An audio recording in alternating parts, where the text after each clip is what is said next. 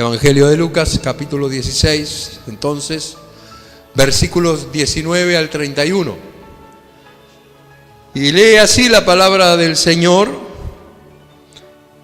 Había un hombre rico que se vestía de púrpura y de lino fino y hacía cada día banquete con esplendidez.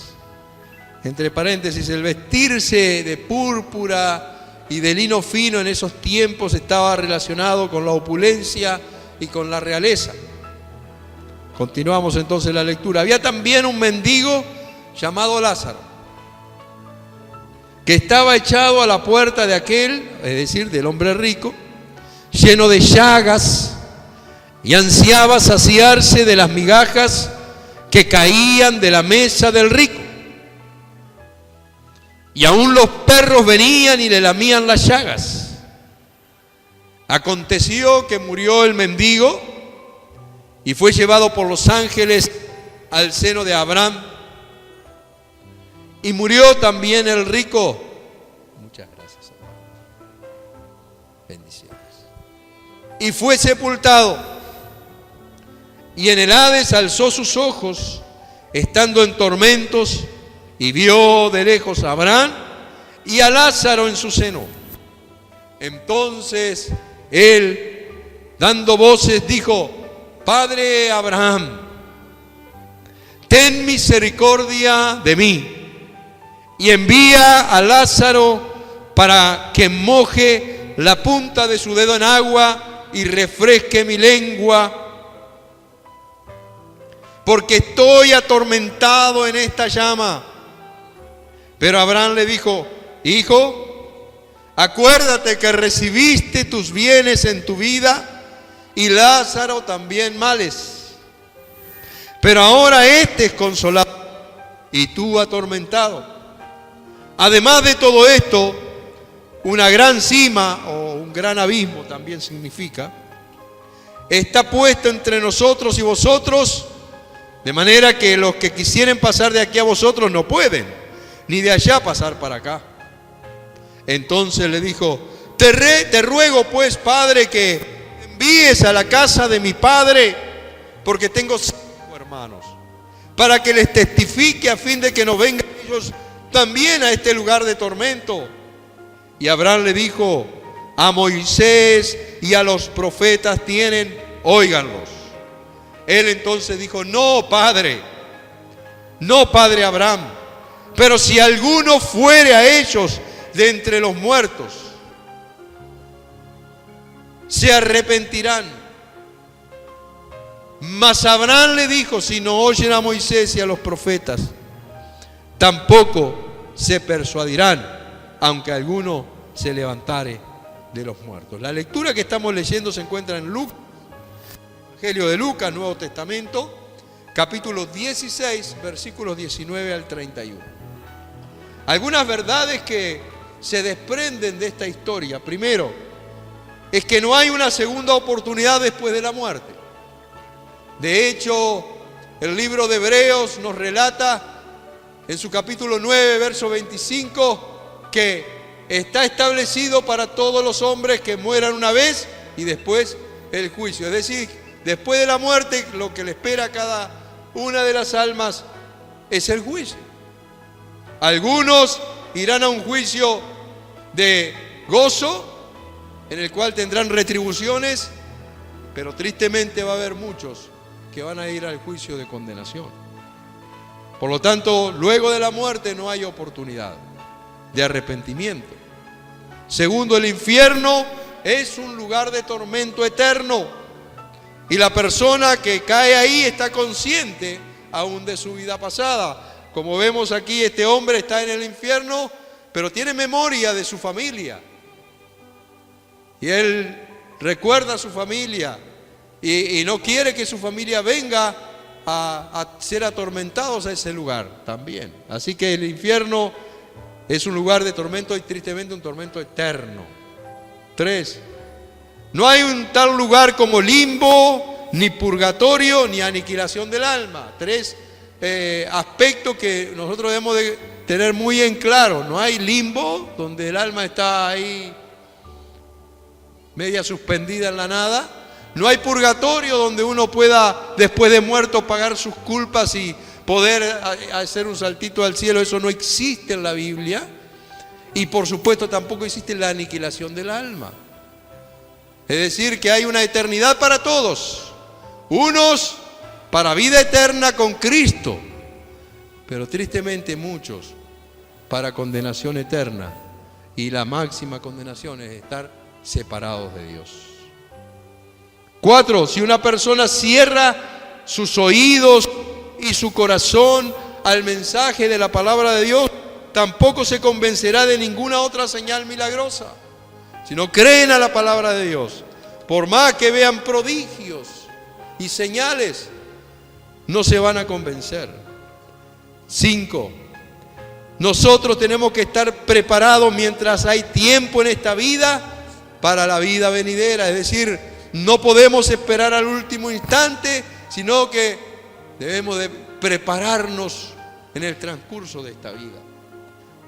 6. Hay que testificar. Nosotros tenemos la función de testificar ahora, antes de que sea demasiado tarde, para las personas que nos rodean. Qué triste que un día alguien nos diga: tú sabías y no me dijiste nada. Tú conocías y no me predicaste.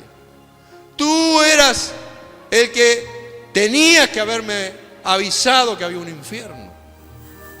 7. El castigo en el que cae en el infierno es el saber que está totalmente separado de Dios, que no tiene acceso a Él y ni tampoco puede ya clamarle. Jesús no cuestiona el hecho que el hombre fuese rico en esta historia.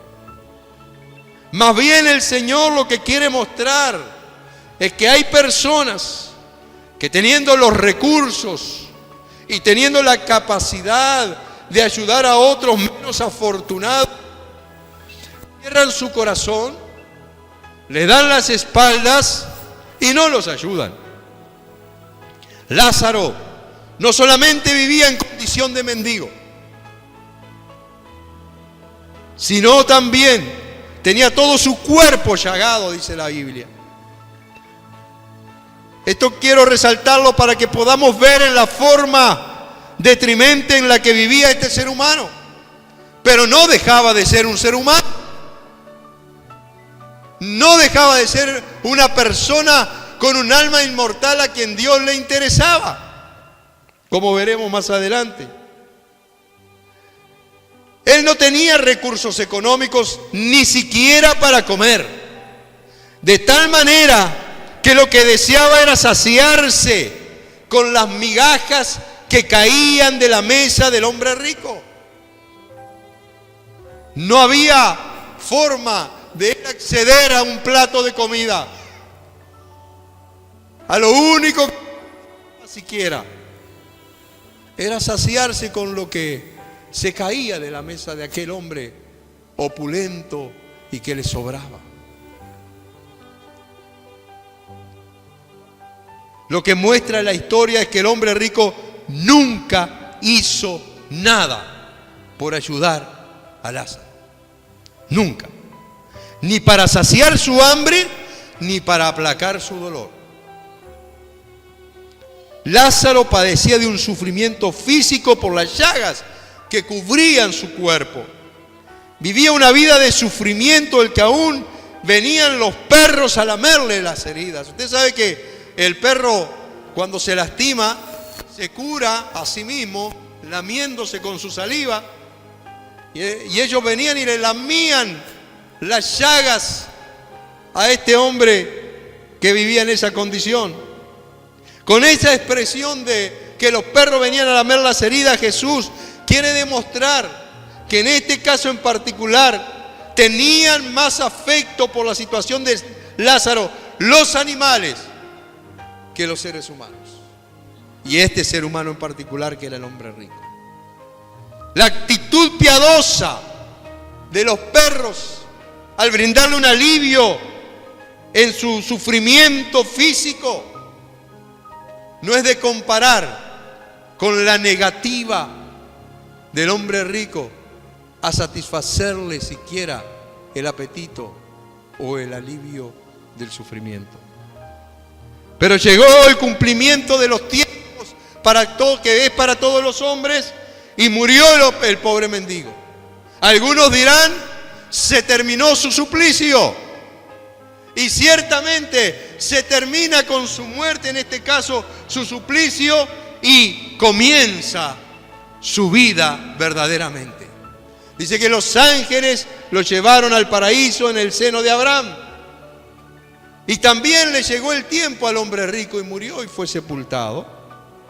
Pero dice que él estaba en el Hades, es decir, en el infierno, en tormentos. Estaba siendo atormentado. El infierno, amados, es algo. Y usted y yo tenemos una misión en esta tierra: tratar de evitar y de impedir que la mayor cantidad de gente pueda entrar a ese lugar. Impedir con nuestro mensaje y con nuestro testimonio que nadie, o que en la mayor cantidad posible de personas que conocemos, rescatadas de ese destino. Lo interesante en la muerte del hombre rico es que miró de lejos a Lázaro y a Abraham. Era lo único que podía hacer, mirar de lejos, y ese acto de mirar de lejos y ver el consuelo de Lázaro y que él estaba en el tormento, era un doble tormento en el área psicológica, sabiendo que él no podía huir de ahí.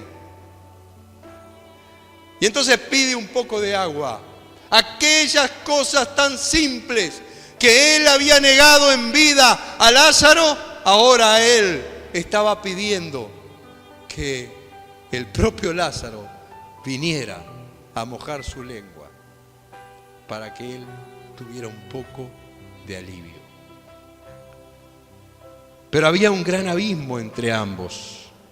Ellos no podían pasar de un lado a otro. Pero lo paradójico del caso es que el que en vida nunca tuvo misericordia del necesitado, ahora le clamaba a Abraham que se compadeciese de él. Es triste eso, hermano. Pero cuánta gente cuando está en bienestar, cuando está en opulencia, cuando está que las cosas le van bien, están sanos, están toda la familia bien, no le importa a nadie. Pero cuando la tragedia golpea la puerta de su casa o de su vida, reclaman para sí la máxima misericordia que nunca han tenido. Pero gracias a Dios que Dios dice que Él por nosotros renueva su misericordia cada mañana. ¿Cuántos están agradecidos por eso? Yo soy un agradecido de eso, hermano, porque soy un hombre y cometo errores. Pero Dios, que conoce los corazones, renueva la misericordia para usted y para mí, y le perdona y le extiende, dice la palabra de Dios, Él extiende su misericordia a aquellos que le aman. Realmente aquí se cumple el principio bíblico que dice: porque juicio sin misericordia se hará con aquel que no hiciere misericordia. Pero dice el bíblico: y la misericordia vence el juicio. Santiago 2:13. Qué maravilloso, hermano, que la misericordia es más poderosa que el juicio. La misericordia vence. Cuando el Sermón del Monte dijo: bienaventurados misericordiosos, porque ellos alcanzarán ¿qué? Misericordia. Bienaventurados los misericordiosos. ¿Cuánto en el momento de la dificultad queremos misericordia? Yo quiero misericordia y tenemos que ser misericordiosos. Bienaventurados los misericordiosos, porque ellos alcanzarán misericordia. Mateo 5, Versículo 7.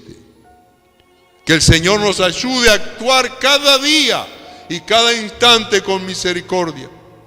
Como dice Jesús, entonces el Rey dirá a los de su derecha: venid, benditos de mi Padre, heredad el reino preparado para vosotros desde la fundación del mundo. Porque tuve hambre y me disteis de comer. Tuve sed y me disteis de beber. Fui forastero y me recogisteis. Estuve desnudo y me cubristeis. Enfermo y me visitasteis. En la cárcel y vinisteis a mí. Entonces los justos le responderán diciendo: Señor, ¿cuándo te vimos hambriento, tentamos, o sediento y te dimos de beber? ¿Y cuándo te vimos forastero y te recogimos, o desnudo y te cubrimos? ¿O cuándo te vimos enfermo en la cárcel y vinimos a ti? Los discípulos no estaban comprendiendo mucho lo que Jesús les estaba diciendo, así que Jesús tiene que explicar y responder. De cierto os digo que en cuanto lo hiciste a uno de estos mis hermanos más pequeños, a mí me lo hiciste. Mateo 25 del 34 al 40 he leído. Es maravilloso lo que nos espera. Venid, benditos de mi Padre, nos dirá el Señor, y heredad el reino que está preparado para ustedes desde la fundación del mundo. Porque actuaron con misericordia conmigo, dice Jesús. Porque me ayudaron. Porque me visitaron en la cárcel. Porque me cubrieron cuando estuve desnudo. Porque me dieron de comer cuando tuve. Hicieron por mí todas las cosas necesarias que yo necesitaba, valga la redundancia. Pero ¿cuándo lo hicimos si tú nunca necesitaste de eso? No se dan cuenta que cuando se lo hicieron a uno de mis hermanos pequeños, y esto significa aún al más nuevo, aún al que recién nació de nuevo, a mí me lo hicieron. Nosotros queremos honrar a Dios, ¿sí o no? Yo quiero a Dios. Queremos honrar al Rey de Gloria, bendecir su nombre, servirle con integridad y rectitud. Pero el mayor servicio que Dios nos manda hacer es cuando amamos a nuestro prójimo como a nosotros mismos. Cuando servimos al prójimo, cuando servimos a la iglesia, cuando servimos a la comunidad, cuando brindamos un servicio desinteresado, en el cual lo que importa es ver vidas transformadas, lo que interesa es ver vidas cambiadas, lo que importa también es ver al que está hambriento ser sustentado, al que está sediento ser saciado. Entonces el rico le pide que mande a alguien de entre los muertos para testificarle a su familia. Él no quería que su familia viniera al lugar de tormento, pero tarde se estaba acordando.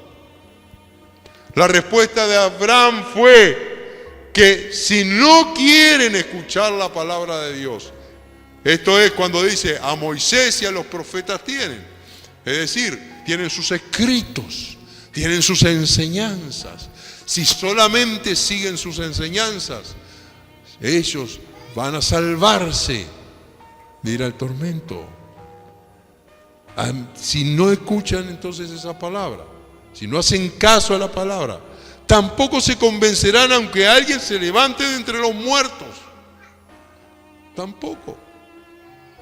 Esta historia que hemos leído, no es una parábola, es una historia real contada por Jesús.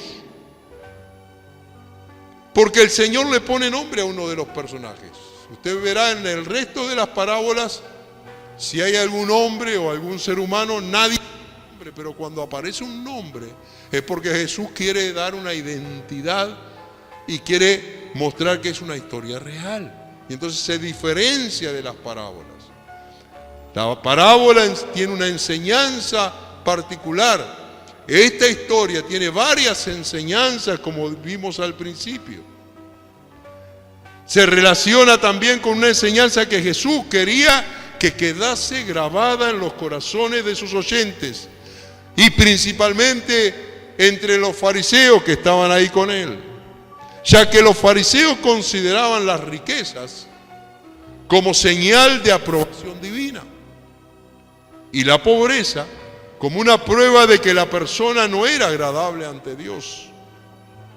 Esta historia demuestra que esa doctrina es totalmente falsa.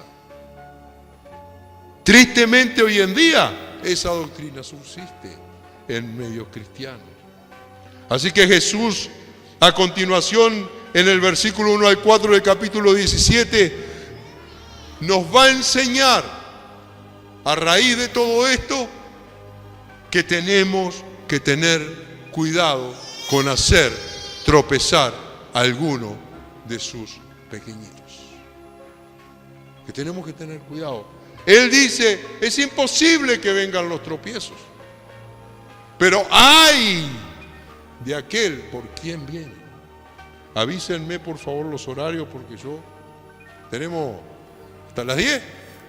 ¡Ah, gloria a Dios! Dijo, versículo 1 al 4 del 17, dijo a sus discípulos, imposible que no vengan los tropiezos, mas ay de aquel por quien viene. Mejor le fuera que se le atase al cuello una piedra de molino y se le arrojase al mar, que hacer tropezar a uno de estos pequeñitos. Hermanos, los pequeñitos somos nosotros. Es usted y soy yo. Y la verdad es que la Biblia es tan gráfica que nos muestra el gran amor que Dios tiene por nosotros. Pero Él nos advierte, miren, tengan en cuenta que van a tener tropiezos. Va a haber personas que les hagan daño. Va a haber situaciones que no les van a agradar y las van a tener que vivir. Pero no se preocupen, yo los estoy cuidando, dice el Señor. No se preocupen, yo estoy con ustedes, como dice en el Antiguo Testamento, como poderoso gigante. Mi mano está fuerte sobre vosotros, como decía el profeta, mas la mano de Jehová era fuerte sobre mí, decía el profeta Ezequiel. Es imposible que vengan los tropiezos, pero cuidado por aquel por quien viene, dice. Mire el ejemplo que da Jesús. Mejor se ata una piedra de molino. Yo no quiero que usted pueda imaginarse lo que era una piedra de molino, hermano. Atada en el cuello todavía. Y que lo tiraran en el mar. Ese ser humano iba a morir ahogado sin lugar a dudas. Mirad por vosotros mismos, dice la palabra de Dios. Y esto me encanta lo que hace Jesús aquí. Me encanta cómo Jesús utiliza estos argumentos para enseñar una actitud de humildad, de reconocimiento y de perdón entre los hermanos. Una cosa es los escándalos y los tropiezos, pero otra cosa son ofensas. A veces nos ofendemos, hermanos, unos con otros, ¿sí o no? Nos equivocamos unos con otros. Tenemos errores de apreciación en circunstancias, en situaciones. De hecho, a veces pensamos cosas que ni siquiera pasaron. Y Jesús quiere que nosotros entendamos cómo tratar con esas situaciones. Y esas situaciones se tratan simplemente como Él las enseñó. Y dice lo siguiente: si tu hermano pecare contra ti, repréndele. Y si se arrepintiere, ¿qué hay que hacer? ¿Qué hay que hacer? Hay que perdonarlo. Y perdonarlo significa que dentro de una semana, cuando ya se calme todo, no vas a volver a recriminarle lo que te hizo. Si lo perdonaste, ya está.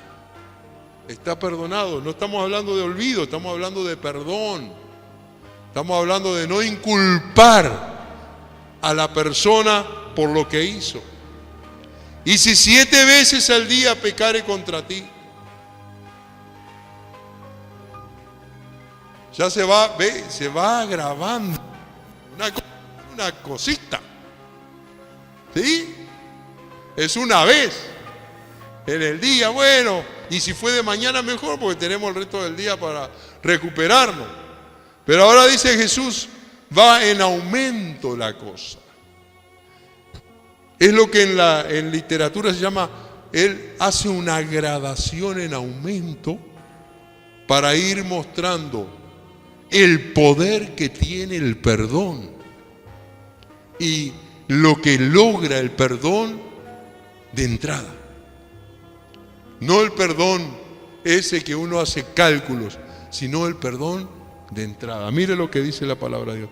Y si 7 veces al día pecare contra ti tu hermano, y 7 veces al día volviera a ti diciendo, me arrepiento, ¿qué tienes que hacer?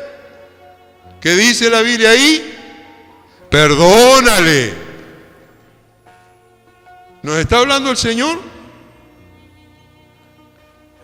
Y más, cuando los apóstoles escucharon esto, dijeron, Señor, aumentanos la fe. Y quiero que entendamos este aumentanos la fe, porque a veces utilizamos este texto para hablar de que nos aumente la fe para hacer milagros. No. Esto aumenta, si tenemos que perdonar así, aumentanos la fe, Señor. Porque necesitamos fe para perdonar. Necesitamos fe para perdonar, creyendo que esta persona 7 veces ha venido, creyendo que no lo va a volver a hacer. Necesitamos fe para perdonar. El Señor entonces le dijo, si tuviere fe como un grano de mostaza, podría decir a este sicómoro, desarráigate y plántate en el medio del mar, y os obedecería. Entonces se le acercó Pedro y le dijo, Señor, ahí sigue la gradación. ¿Recién cuántas veces eran? ¿Hasta cuántas? 7 veces. ¿Cuántas veces perdonaré a mi hermano que pegue contra mí? ¿Dijiste cuántas? ¿Hasta 7 dijiste? Uy, voy a hacer los cálculos así, a la octava le puedo. Y mire lo que le contesta Jesús. No te digo hasta 7, sino aún hasta 70 veces 7. No te va a dar el día. No te van a dar las 24 horas del día para perdonar. Pero ¿cuál es el principio que el Señor nos enseña aquí? No es que tú hagas cálculos a ver cuántas veces 70 por 7 son 490. Va a 380. No. Es que si tú haces cálculos, de entrada no le perdonaste. Si tú estás haciendo cálculos para ver si cuándo terminarás de perdonar, es que de entrada no le perdonaste. Por eso Jesús pone un número orbitante, porque son 70 veces 7 al día. Tú imagínate. Entonces lo que significa el principio de esta enseñanza es, perdona de una, sé un agente perdonador. Jesús nos perdonó aún cuando nosotros ni siquiera habíamos nacido. Él ya ofreció el perdón. Mirad, dice Romanos 5:8, cuán amor nos ha dado el Padre en que, siendo aún pecadores, Cristo murió por nosotros. Y el apóstol Pablo también nos enseña que dice, de la manera en que Cristo perdonó, perdónense unos a otros. El perdón es algo que a mí me maravilla enseñar, hermano. Y yo lo pongo basado en Mateo 6, en el Padre Nuestro. Pongo una balanza. ¿Se acuerdan la balanza de 2 platos? Aquella que usted ponía el producto en un plato y después en el otro ponía las pesas, ¿se acuerdan? Y habían pesas grandes y habían pesas más chiquitas hasta que usted daba con el peso. Entonces yo pongo una balanza de 2 platos y eso significa el perdón. Porque Mateo 6 nos dice que si no, porque estamos hablando de la relación entre hermanos en Cristo, ¿sí? Si no perdonáis a los hombres sus ofensas, tampoco vuestro Padre que está en los cielos, ¿qué no podrá hacer? No los puede perdonar a ustedes. Y yo digo, nosotros ofendemos, ¿verdad? A Dios. ¿Le ofendemos a Dios, sí o no? ¿Alguna que otra vez? Le erramos el bizcochazo y fallamos al blanco alguna vez. Le ofendemos al Señor cuando tratamos mal a un hermano, cuando nos enojamos locamente. Hay muchas formas de ofender a Dios. Y yo quiero que Dios tenga compasión de mí y me perdone. Pero Él ha establecido una regla para aquellos que son sus hijos. Estableció una norma. Si tú quieres ser perdonado cada vez que tú fallas, primero tiene que ser un agente perdonador de aquellos que fallan contra ti. Y entonces la balanza de 2 platos es así. De un lado estás tú y del otro lado están el resto de la gente. Tú perdonas, baja el plato. ¿Sí? Entonces Dios puede poner perdón en el otro plato. Y se equilibra la balanza. Es decir, cuando tú perdonas, Dios, estás abriendo la puerta para que Dios, si tú fallas, te perdone. Si tú ofendes, te perdone. Y todos queremos ser perdonados. De hecho, yo quiero decirles que nosotros, los seres humanos, miramos las circunstancias, las situaciones de 2 maneras. Una manera es cuando la hacen los demás y otra manera cuando la hago yo. Si alguien está hablando de otra persona, yo digo, ese es un chismoso. Pero si yo estoy hablando de otra persona, digo, no, yo no soy un chismoso, yo estoy compartiendo información. Lo que significa es que siempre alivianamos lo nuestro y cargamos de culpa lo de los demás. Y en realidad no es ni tanto ni tampoco. Hay siempre un poco más para un lado y un poco menos del otro.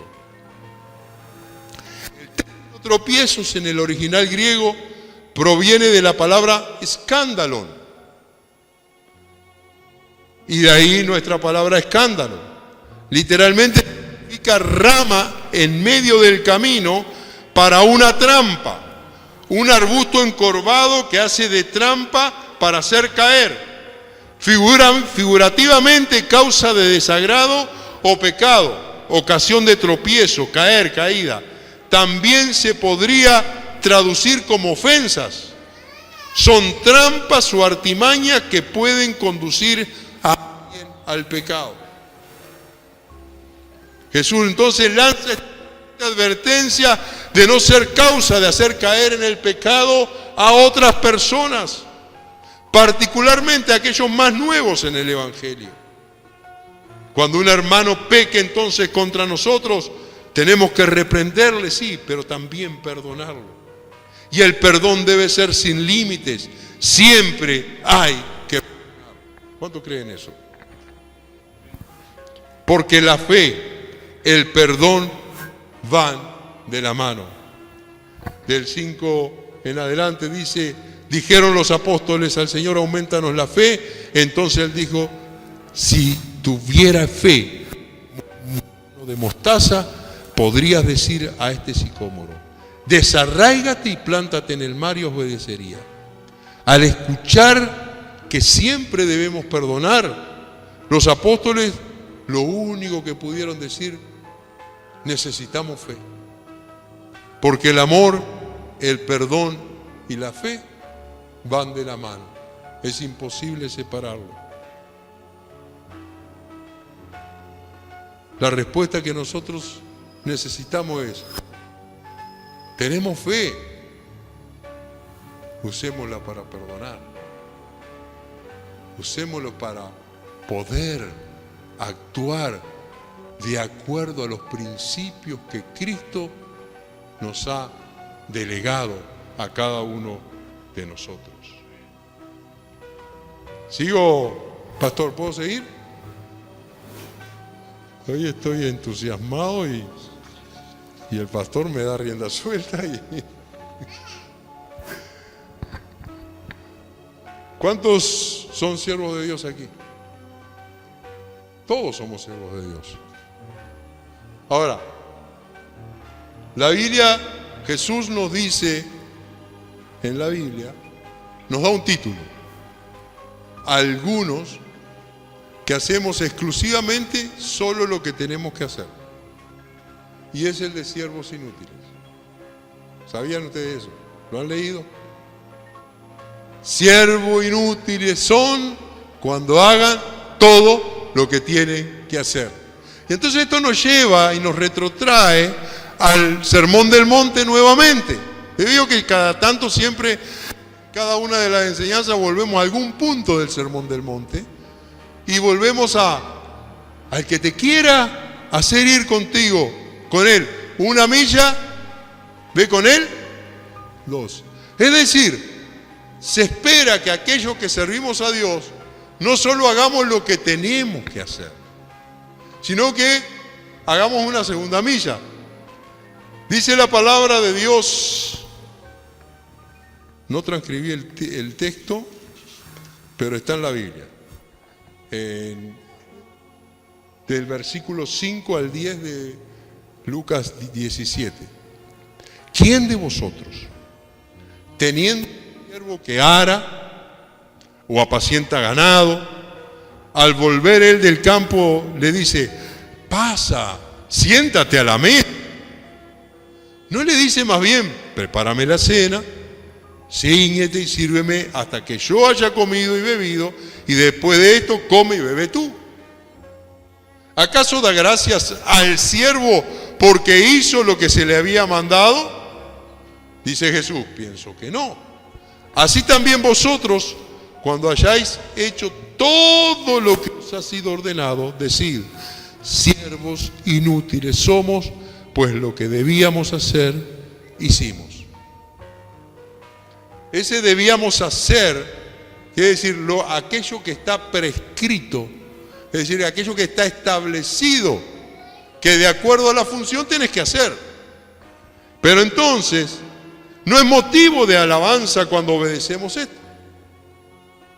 Solamente es lo que Dios requiere de nosotros, como el ejemplo del siervo inútil, que solo hizo su deber. La enseñanza es que no debemos buscar elogios por nuestro servicio a Dios, aunque Él sí nos recompensará en el día final. Es decir, hay gente que quiere servir a Dios y quiere ser reconocida por los hombres, reconocido en esta tierra. Y el reconocimiento de esta tierra de nada sirve, hermanos, si tenemos el favor de Dios sobre nuestras vidas. Lo que necesitamos es el reconocimiento y el favor de Dios con nosotros cada día de nuestra vida.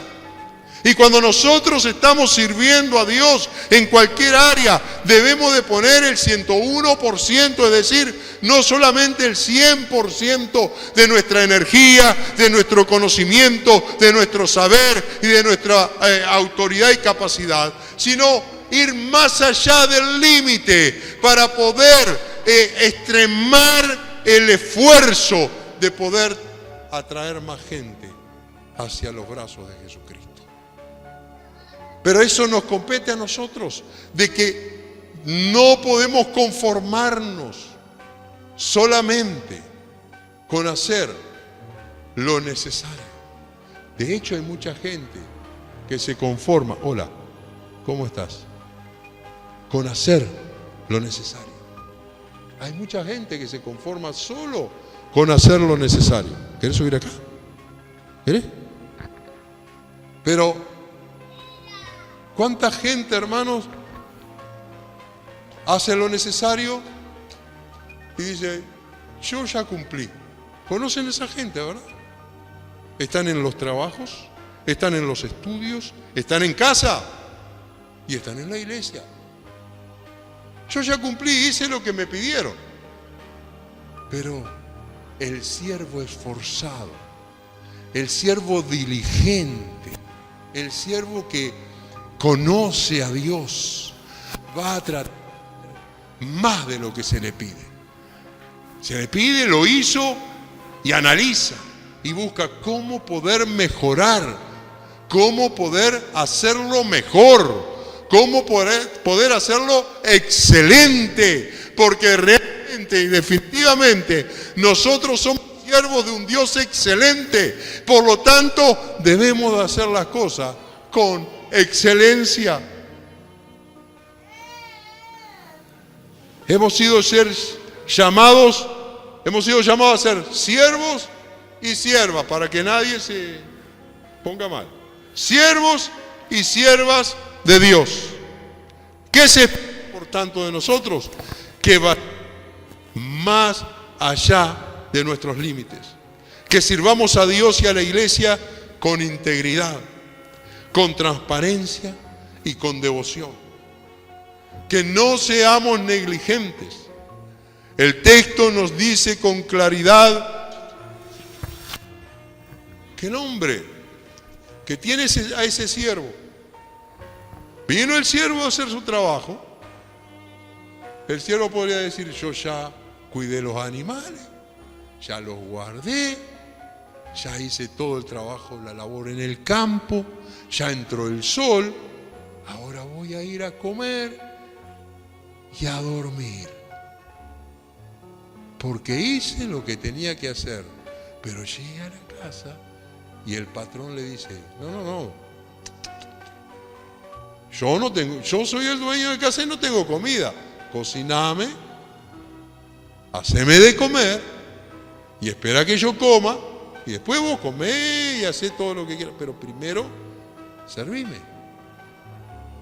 Entonces, un siervo, una sierva que entiende el principio de la excelencia en el servicio, va a estar atento, no se va a descansar. Eso no está en mi currículum. Yo he escuchado gente cristiana que en trabajos, en labores dice, no, pero eso no está en mis tareas. Probablemente.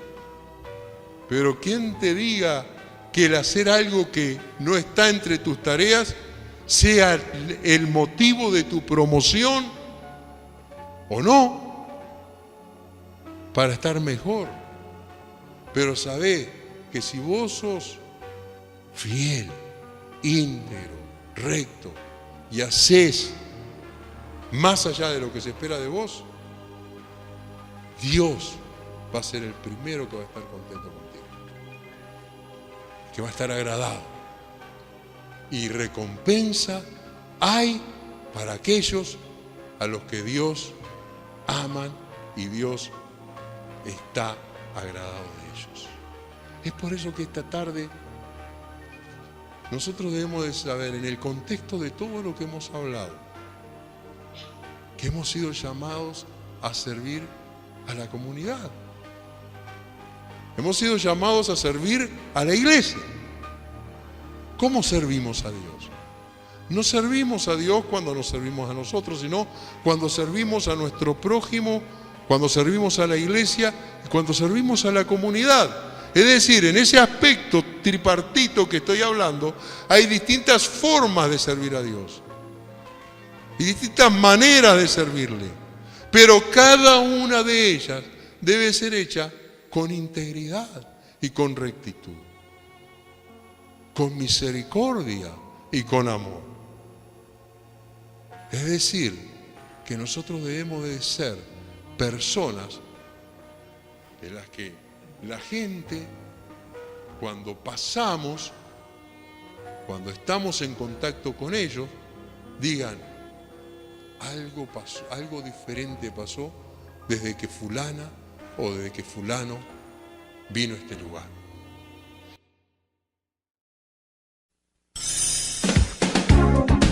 Vida Abundante te invita a un nuevo encuentro. Estamos en Cuareim, esquina San José, Teatro Metro. Reuniones martes y jueves a las 16 y los domingos a las 10:30 horas. Serás muy bienvenido. Te esperamos. Radio Celestial FM, para edificar tu vida. 90.7. Acompáñanos. SJC, Canal 2, un canal diferente, las 24 horas. Sin comerciales, transmitiendo los más altos valores sociales y familiares, con una programación variada y entretenida para todas las edades. Desde la ciudad de Montevideo, Uruguay, para ti.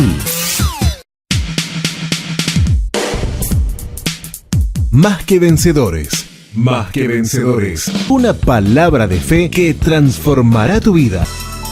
Más que vencedores. De domingos a viernes a las 9 de la mañana. En la 1450 AM. Radio América.